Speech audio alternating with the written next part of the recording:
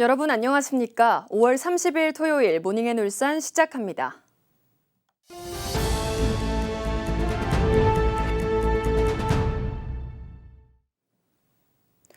울산에서도 6.3 지방선거 사전투표가 어제와 오늘 이틀간 실시되고 있습니다.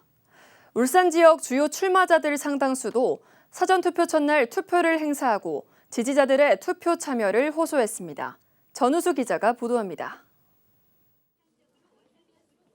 6.3 지방선거와 국회의원 보궐선거 사전투표가 울산에서도 55개 사전투표소에서 일제히 시작됐습니다. 일반 유권자들은 평일인데도 불구하고 가까운 투표장을 찾아 소중한 유권자의 권리를 행사했습니다. 특히 주요 단체장 후보들 상당수도 선거운동을 잠시 멈추고 가족, 지인들과 함께 투표장을 찾아 사전투표에 참여하고 지지와 동참을 호소했습니다. 거대 양당 선대위를 이끌고 있는 울산시당 위원장들도 사전투표에 참여하고 투표를 통한 내란 심판과 정권 심판에 함께할 것을 당부했습니다. 이재명 대통령 당선이 대한민국을 바꾸고 있습니다. 이제 울산을 바꿀 차례입니다. 이재명 정부와 함께 발맞춰 일 잘하는 울산은 울산 시민 여러분이 투표로 만들어집니다. 바쁘시더라도 반드시 사전투표로 울산 대전안에 함께해 주십시오. 산업도시 울산이 매우 중요한 시기를 맞이하고 있습니다. 30년간 울산을 만들고 지켜온 정통 보수 국민의힘 후보 다시 한번 꼭 좀 선택해 주시기 바랍니다. 울산을 더 크게 세계적인 도시로 꼭 만들도록 하겠습니다. 민주진보 단일 후보가 된 더불어민주당 김상욱 시장 후보는 남구청에서 투표했습니다. 반드시 투표에 함께 해주시기 바랍니다. 함께 해야지만 바뀔 수 있습니다. 저절로 되는 것은 없습니다. 내가 발로 뛰고 내가 투표해야지 바뀝니다. 바쁘시겠지만 사전투표에 꼭 함께 동참해 주시기를 간곡히 당부드립니다. 국민의힘 김두겸 울산시장 후보도 신정이동 행정복지센터에서 지지자들과 함께 투표에 참여했습니다. 꼭 사전투표에 임해줬으면 좋겠다 하는 말씀드리고, 이번 지방선거는 말만 버느리하게 하는 가벼운 사람이 아니라 바로 정치권을 뽑는 선거가 아닙니다. 지역을 위해서 참 일꾼을 뽑는 선거인 만큼 일을 잘하는 사람을 선택할 수 있도록. 무소속 박맹우 울산시장 후보도 남구청에서 투표했습니다. 이 대격변기 위기에 누가 과연 이 울산을 제대로 이끌어갈 것인지 다시 한번 살펴보십시오. 그야말로 경륜과 관록의 리더십, 청렴과 소신, 뚝심의 행정 전문가 이 박맹우를 한번 다시 기억해 주십시오. 기초단체장, 지방의원 후보들도 제각각 사전투표에 참여하며 지지와 성원을 당부했습니다. 이처럼 여야 정치권 모두 사전 본투표를 가리지 않고 투표 참여를 독려하는 분위기입니다. 역대 선거 사전투표를 보면 대부분 20%에서 30% 중반에 머물고 있습니다. 울산의 사전투표율은 대체로 전국 평균에 비해 다소 낮았습니다. 지난 8대 지방선거 전체 투표율은 50.9%, 울산은 이보다 다소 높은 52.3%였습니다. 이번 6.3 지방선거 울산 유권자는 총 93만 6,171명, 직전 제8회 지방선거 때보다 5천여 명이 감소했고 지난해 제21대 대선보다는 1,660여 명이 늘었습니다. JCN 뉴스 전우수입니다. 사전투표 첫날인 어제 울산시의회 프레스센터에선 여야 시장 후보 진영 간 기자회견이 잇따랐습니다. 더불어민주당 김상욱 시장 후보는 단일화 경선에서 패배한 진보당 김종은 후보를 선대위 공동상임선대위원장으로 위촉하고 내란 세력 척결과 반민주 반시민 세력 제압을 위해 힘을 모을 것을 다짐했습니다. 국민의힘 김두겸 시장 캠프의 문호철 대변인은 시장 후보 토론회에서 민주당 김상욱 후보가 울산시 금고와 관련한 잘못된 통계 수치를 제시하며 울산시정이 부실하게 운영된 것처럼 시민을 호도했다며 즉각적인 정정과 사과를 촉구하고 정매매 의혹을 부인한 김 후보를 허위사실 공표 혐의로 고발했다고 밝혔습니다. 6.3 지방선거를 위한 민주진보 후보 단일화를 위한 4개 광역시의원 경선 여론조사에서 천병태, 이은주, 강진희 후보 등 3명이 민주당 후보를 누르고 단일 후보로 결정됐습니다.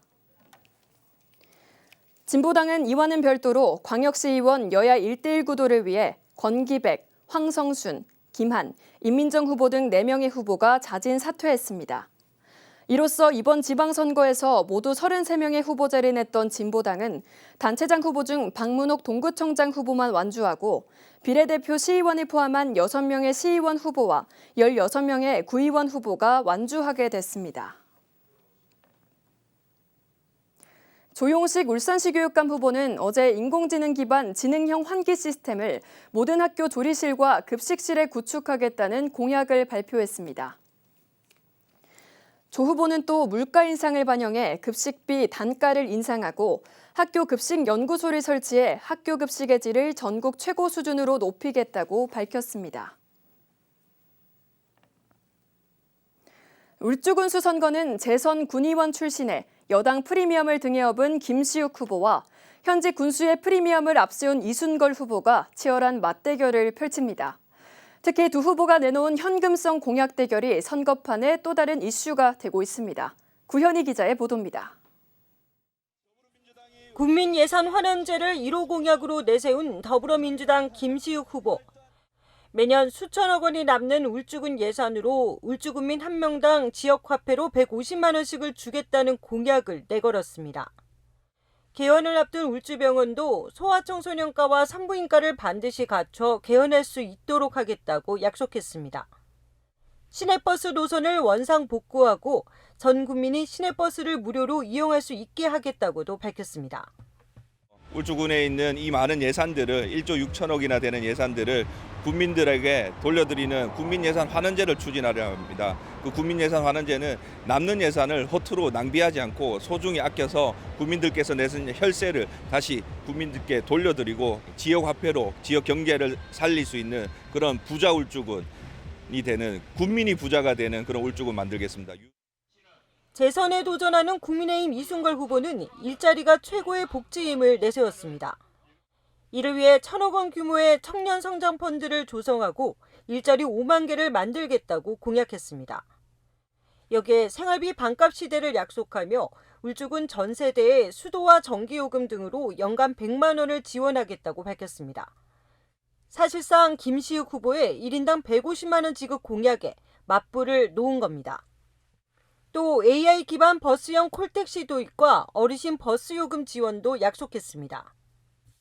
출산, 육아, 교육, 청년과 중장년, 어르신까지 전 생애를 아우르는 생활 체감형 복지 시스템을 도입하여 지속 가능한 성장과 분배를 실현하겠습니다. 모든 가구에 전기, 수도, 가스 요금을 매년 100만 원씩 지원하여 울주 생활비 반값 시대를 열겠습니다. 이번 선거의 최대 격전지로 꼽히는 울주군수 선거는 진보와 보수의 맞대결. 재선 군의원과 현역 군수 간 대결만큼이나 두 후보가 내건 현금성 공약에 대한 관심도 뜨겁습니다. 한 해 예산만 1조 원이 넘고 울산 전체 면적의 70%를 차지하는 울주군은 예산과 면적이 큰 만큼 진행 중이거나 준비 중인 대형 사업과 과제가 질비합니다. 행정의 연속성을 내세우는 현직 군수의 재선이냐, 획기적 변화를 예고한 새로운 인물이냐, 미래 울주군의 발전을 이끌 수장이 과연 누가 될지 선거판을 뜨겁게 달구고 있습니다. JCN 뉴스 구현입니다. 6.3 지방선거를 앞두고 JCN이 울산의 민심을 듣기 위해 마이크를 들고 현장을 찾아가고 있습니다. 오늘은 울산 시민들이 궁금해하는 울산의 대중교통과 불경 행정통합에 대한 울산시장 후보들의 답변을 전해드립니다.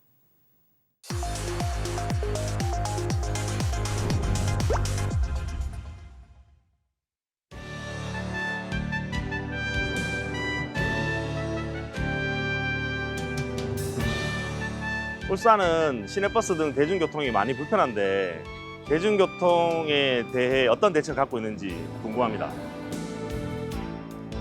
시민의 불편을 하루속히 해소하는 것이 가장 중요합니다. 폐선된 노선 바로 원상 복구시키겠습니다.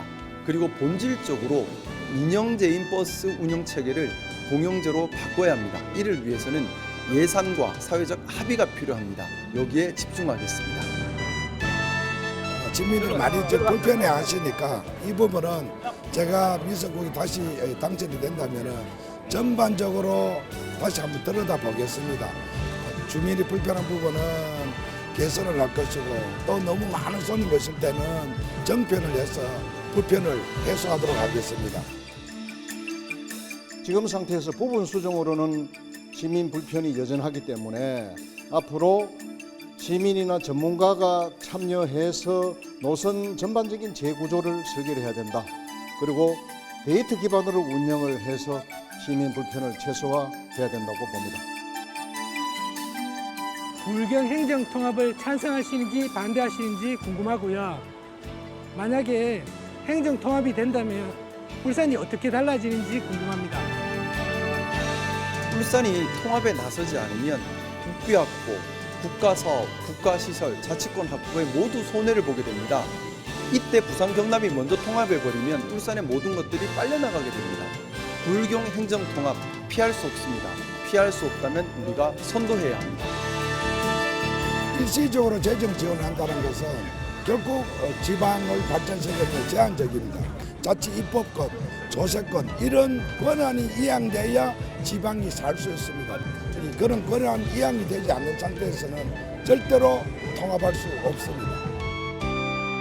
단순한 행정구역 차원의 통합은 도로 경남 내지는 부산 집중만 심화시켜주는 결과를 가져오기 때문에 메가시티적 협력은 하되 우리 울산의 특성을 살려서 산업특별시 쪽으로 우리가 방향을 잡는 것이 바람직하다.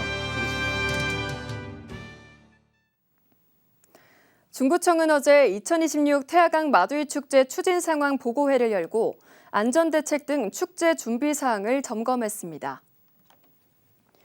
이번 보고회엔 김상육 부구청장과 중구도시관리공단 관계자 등 20여 명이 참석해 부서별 지원 계획을 공유하고 문제 대응 방안 등을 논의했습니다.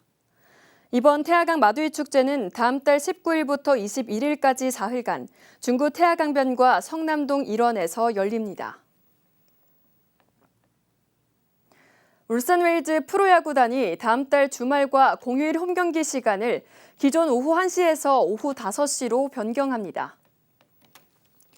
이번 시간 변경은 강한 햇빛으로 인한 시야 방해와 무더위를 해소하기 위한 것으로 선거일인 다음 달 3일 홈경기부터 적용됩니다. 울산 웨일즈는 오늘부터 롯데와 원정 3연전을 치른 뒤 다음 달 3일부터 삼성, 기아와 각각 3연전씩 홈 6연전을 치를 예정입니다. 울산시는 시민들의 대중교통 이용 편의 향상을 위해 버스 정보 시스템을 확대 구축한다고 밝혔습니다. 울산시는 이번 사업에서 총 사업비 10억 원을 투입해 오는 8월까지 79대의 태양광 정보 안내 단말기를 설치하는 등 모두 125대의 버스 정보 안내 단말기를 구축하고 버스 승객 안내 단말기도 50대를 추가로 설치합니다. 특히 태양광 버스 정보 안내 단말기는 별도 전원 공급이 어려운 지역에도 설치가 가능해 버스 정보 서비스 제공 범위 확대는 물론 전기요금 절감과 탄소 배출 저감 등 친환경 효과도 기대됩니다. 고려아연이 세계 최대 의결권 자문기관 ISS로부터 ESG 평가에서 최우수 등급을 획득했다고 밝혔습니다. 고려아연은 환경과 사회, 지배구조 전 부문의 역량이 모두 최상위권으로 평가받았으며 특히 지난해 하반기에 반부패 관행과 인권 정책 등 신규 지표가 추가된 가운데 전 부문 1등급을 달성했다고 설명했습니다. 울산시는 직장 미혼 남녀들에게 새로운 인연을 만날 기회를 제공하는 유월 로맨틱데이에 참가할 희망자를 남녀 각 20명씩 모두 40명을 오는 6월 1일부터 모집합니다. 이번 행사에는 울산에 주민등록을 둔 직장인뿐만 아니라 해오름 동맹 지역인 경주와 포항에 거주하더라도 울산에서 재직 중인 경우 신청이 가능합니다. 첫 번째 행사인 6월 로맨틱데이 시즌1 여름은 35세에서 42세의 희망자리 대상으로 오는 6월 26일 오후 2시부터 9시까지 울산 시티컨벤션과 울산 태아호에서 진행됩니다. 신청은 울산시 누리집을 통해 확인할 수 있습니다. 한국은행이 오는 7월 19일부터 29일까지 부산에서 열리는 제48차 유네스코 세계유산위원회 개최를 기념해 발행하는 국가유산 기념주어 2종 가운데 반구천의 암각화가 선정됐습니다. 기념주화는 액면가 3만 원으로 지름 40mm 크기의 구리 니켈 혼합 소재로 판매 가격은 4만 6천 원이며 총 2,000장 한정 발행됩니다. 예약 접수는 6월 1일부터 23일까지며 한국조폐공사 쇼핑몰과 농협은행 누리집에서 신청할 수 있습니다. 울산 남구 도시관리공단이 종량제 봉투 배송 시간을 단축할 수 있는 AI 기반 최적화 시스템을 개발했습니다. 이 시스템은 인공지능 기술을 활용해 배송 차량의 최적 동선을 자동으로 산출하고 배송 물량에 따라 구역을 실시간으로 재구성하는 방식입니다. 공단은 이번 시스템 도입으로 전체 배송 시간이 기존보다 20% 이상 단축됐으며 유류비 절감 효과도 거두고 있다고 설명했습니다. 울산시는 다음 달 1일부터 7월 31일까지 무단방치 자전거와 노후 보관대 일제 정비 활동을 벌입니다. 정비 대상은 10일 이상 공공장소에 무단 방치돼 통행에 방해가 되는 자전거와 파손 노후 등으로 이용에 불편하거나 도시 미관을 해치는 자전거 보관대 등입니다. 울산시는 무단방치 자전거의 경우 우선 현장에 안내문을 부착하고 관할 구군 누리집 게시 등의 계고 절차를 거쳐 폐기하거나 공용 활용, 기증 등의 방법으로 처리하기로 했습니다. 모닝앤 울산 마칩니다. 함께해 주신 여러분 고맙습니다.